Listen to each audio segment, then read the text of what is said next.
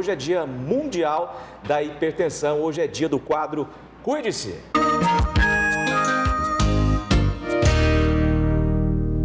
E para falar com a gente sobre a hipertensão, melhor como combater essa hipertensão, a gente recebe ao vivo aqui o médico, ele que é cardiologista, já está na tela, doutor Weimar Seba. Boa tarde, tudo bem, doutor? Boa tarde, Lucílio, boa tarde, Luciana. Boa tarde a todos. Como combater a hipertensão? E explica para nós esses dados.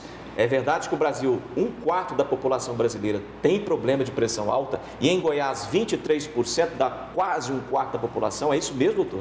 Mais ou menos isso. A gente pode entender que um em cada 3 adultos no Brasil, ou em Goiânia, ou em Goiás, tem hipertensão arterial. 1/4 se a gente considerar a população como um todo. Nós estamos falando da principal causa de morte em todo o mundo. Então, acho que esse talvez seja, se eu puder deixar uma mensagem já de pronto para todos, não entendam que a hipertensão é uma doença de risco baixo ou uma doença que possa ser deixada para avaliação ou tratamento para depois, porque nós estamos falando, volto a insistir, da principal causa de morte em todo o mundo. Doutor Weimar, eu gostaria que o senhor explicasse detalhadamente ao nosso telespectador o que é a hipertensão. A hipertensão é o fato de nós termos uma pressão alta dentro das nossas artérias.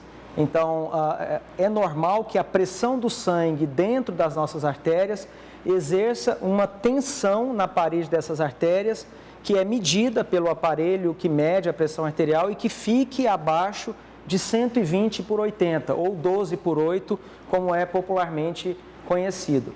Nós identificamos a hipertensão arterial quando uma pessoa tem uma pressão arterial maior que 140/90 ou 14/9. Quem tem a pressão igual a 140/90 ou maior tem o dobro de risco de morte por infarto, por derrame, por doença renal crônica, comparado àquela pessoa que tem uma pressão arterial menor que 120/80. E já chegam as participações na tela. Má alimentação pode causar hipertensão? Má alimentação é uma das principais causas de hipertensão arterial, principalmente uma alimentação rica em sal. O sódio, que faz parte do sal, é um enorme vilão.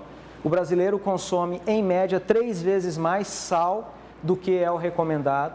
Então, evitar alimentos industrializados ou evitar a adição de sal na salada ou manter um preparo da alimentação com menor quantidade de sal sempre ajuda.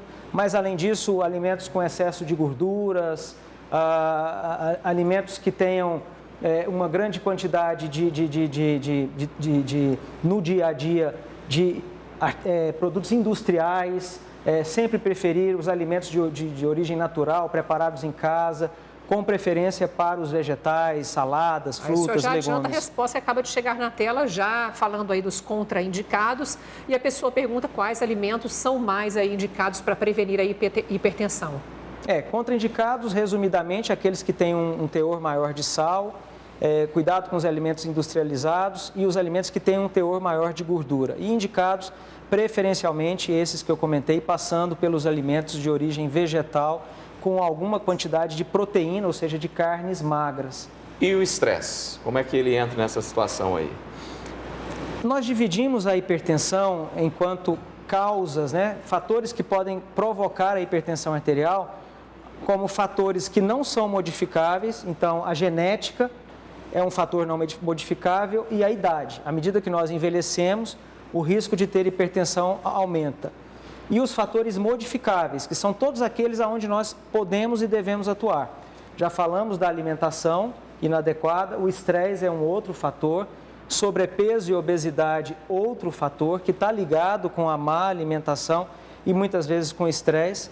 Sedentarismo é um outro fator que também está ligado com a questão de sobrepeso e obesidade. Então, esses são os principais fatores que podem acelerar a elevação da pressão arterial. Noites mal dormidas e ansiedade. E aí eu já engato a pergunta que chega no WhatsApp: quais hábitos podemos adotar para prevenir a hipertensão?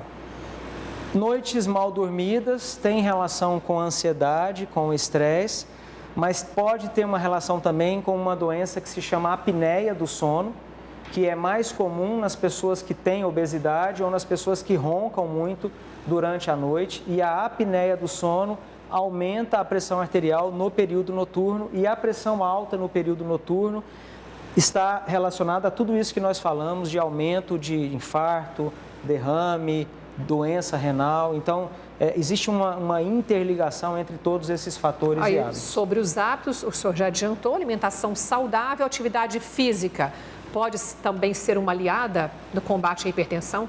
A atividade física é uma grande aliada.